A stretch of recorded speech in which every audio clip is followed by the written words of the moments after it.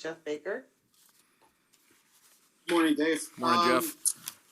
It looks like Chris Drieger is going to get the starting goal tonight. I'm wondering how much of that is based on his performance in the previous game, and if it is, I mean, how much is that going to be the standard going forward? Because I noticed you gave Grubauer consecutive games after he had that really good game in Denver. So how much of that is going to play into decisions going forward? Yeah, Jeff. Obviously his performance is one part of it.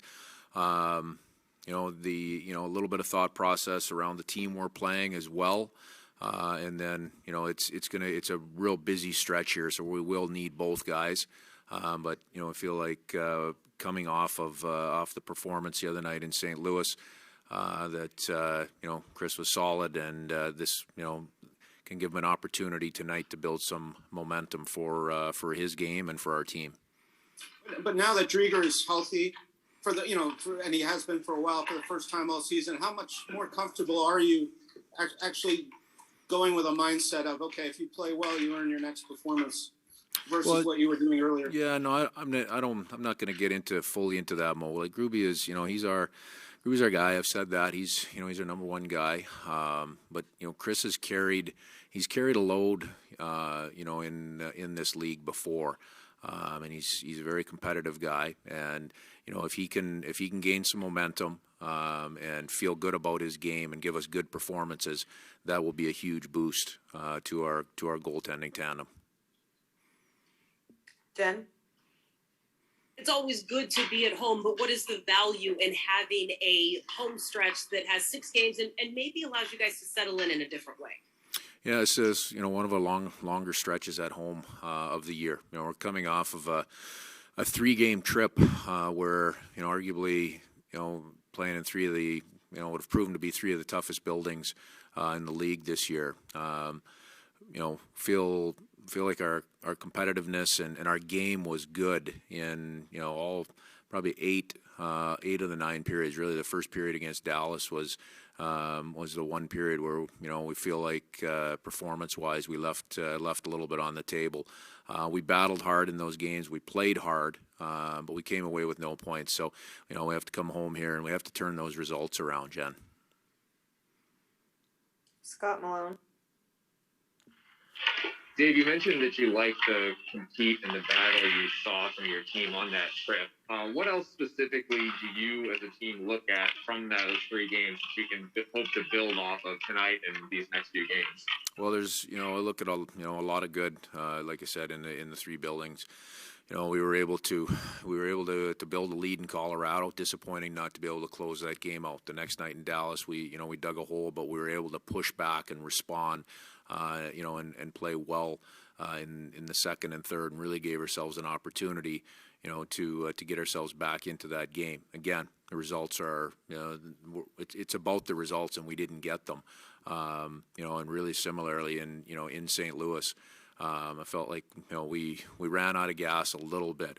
It felt that way during the third period, and as you go back and look at it, we're a half step slow after we get down by 1. We're a half step slow on a lot of plays, in trying to generate some offense to come back in that game. So the positives, like I said, we're always gonna make sure that we evaluate it for what it is and look at the things that need to be better. To give us those results, also make sure that we're solidifying the good in our hockey game. Ryan Clark. Dave, going back to what you were saying about goaltending, what would you say are maybe some of the most underrated aspects of managing a tandem, especially at this point in the year as the games continue to build up, in addition to the fact that you still have 7 games you're trying to play because of things that were postponed? Ryan, could you? I'm sorry, I couldn't clearly hear your question.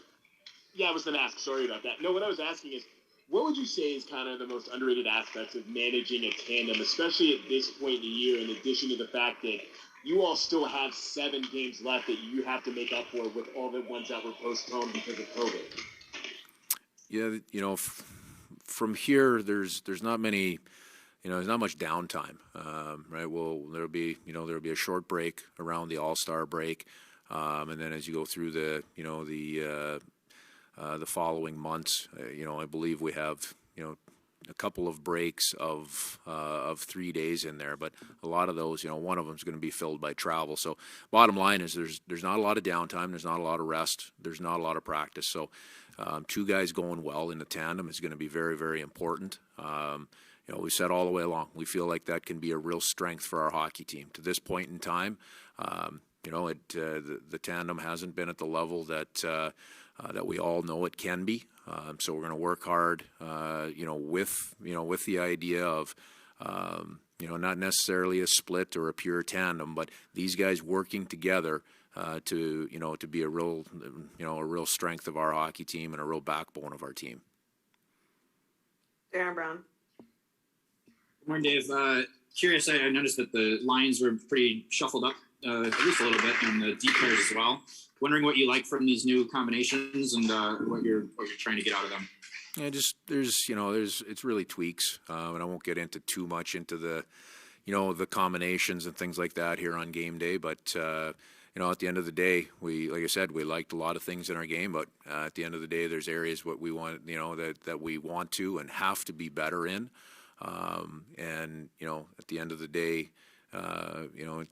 we're making some changes, with combinations, nothing drastic, just some minor changes at this point in time, to try and be a little bit better, both with and without the puck, and find combinations that, can help produce the results for us.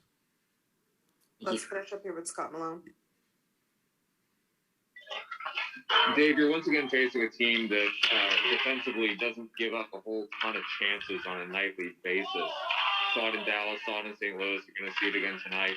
What do you use the message to the guys about trying to maybe crack that kind of a structure for a third game in a row? Well, we need to play a real tight hockey game tonight. Offensively, these guys limit opportunities against. They're statistically, in terms of 5-on-5 goals against, they're the top team in the league, and they make it hard to get in the zone. They defend hard. They defend well. That means that we have to be a very direct team and do the thing. Get to the spots that we need to get to in the offensive zone.